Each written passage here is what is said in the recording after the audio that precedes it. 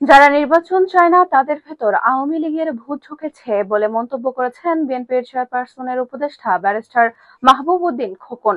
আজ শুক্রবার নোয়াখালীর সোনাইমুড়ি উপজেলার আমিশাপাড়া ইউনিয়নের আবিরপাড়া হাই স্কুলের অডিটোরিয়ামে আয়োজিত এক কর্মসূচিতে প্রধান অতিথির বক্তব্যে তিনি একথা বলেন। মাহবুব উদ্দিন খোকন বলেন, যারা জনগণের নির্বাচিত প্রতিনিধিদের ক্ষমতা চায় না, তারা চায় আওয়ামী লীগ যেভাবে বিনা ভোটের ক্ষমতায় ছিল তারাও ভোট ছাড়া ক্ষমতায় থাকবে, লুটপাট করবে। এদের ভেতর আওয়ামী লীগের ভূত ঢুকেছে, কিন্তু জনগণ তা বরদাস্ত করবে না। অন্তর্বর্তীকালীন সরকারের সমালোচনা করে তিনি বলেন, 6 মাস পার হয়ে গেলেও আপনারা এখনো নির্বাচনের কোনো তারিখ ঘোষণা করতে পারেন নাই। এটাই সবচেয়ে বড় ব্যর্থতা। আপনারা শুধুই সংস্কার সংস্কার সংস্কার করেই যাচ্ছেন, কোনো সংস্কার তো করলে না।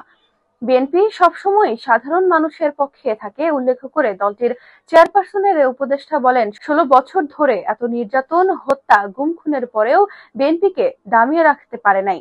তাই এখন যে কোনো সময় নির্বাচন দিলে বিএনপি ক্ষমতায় আসবে। গত 16 বছর মানুষের কোনো ভোটাধিকার ছিল না। এখন আমাদের মিত্র একটি রাজনৈতিক দল আগে স্থানীয় নির্বাচন চায়।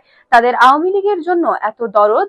এই মুহূর্তে স্থানীয় নির্বাচন দিলে বিএনপির একজন প্রার্থী দেবে, আপনারা একজন প্রার্থী দেবেন, আর আওয়ামী লীগ একজন প্রার্থী দিয়ে আওয়ামী লীগের সবাই এক হয়ে যাব। আর 2 বছর পর পার্লামেন্ট ইলেকশন করবে।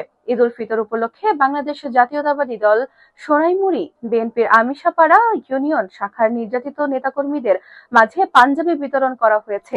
দলীয় ভারপ্রাপ্ত চেয়ারম্যান তারেক রহমানের নির্দেশে এবং সাবেক ছাত্রনেতা আব্দুল করিম মামুনের অর্থায়নে এই অনুষ্ঠানের আয়োজন করা হয়। অনুষ্ঠানে সভাপতিত্ব করেন আমিশপাড়া ইউনিয়নের বিএনপির সাবেক সিনিয়র সহসভাপতি ও কেয়ার বিশ্ববিদ্যালয় কলেজ ছাত্রদলের সাবেক নেতা আব্দুল করিম মামুন। এ সময় দলীয় 200 নেতাকর্মী ও সহযোগী সংগঠনের সদস্যদের মাঝে ঈদের পোশাক হিসেবে বিভিন্ন রকমের পাঞ্জাবি বিতরণ করা হয়।